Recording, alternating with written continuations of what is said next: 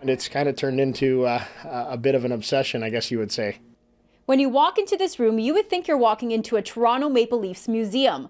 But no, this is Mark Fera's home, and this is his Maple Leafs collection. So originally it was all with hockey cards. I had well over 200,000 sports cards at one point. My dad came home one day with a Greg Terrion game used stick, and Greg Terrion played with the Maple Leafs back in the early 80s.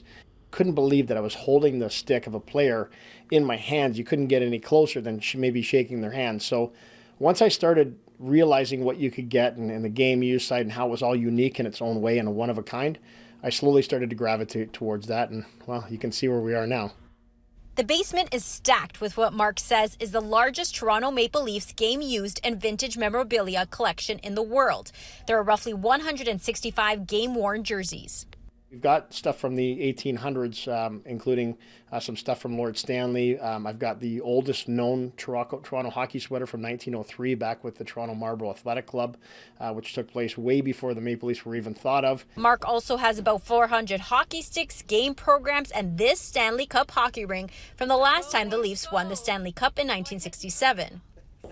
Right now, what we're looking at is a ring that would have been presented to one of the trainers on the team back in the 60s. So this is a 62, 63, 64, and 67 Stanley Cup rings. As for his playoff predictions, and I do predict Toronto's going to win the series. I'm not going to say in how many games yet because I'm very cautiously optimistic that we might have a celebration tomorrow, if you get what I'm saying, but I'm not really willing to give that exact number of games yet. to find out what fun pieces he adds next to the collection, follow him on Instagram at Toronto Maple Leaf Guy. For City News, I'm Stella Acquisto.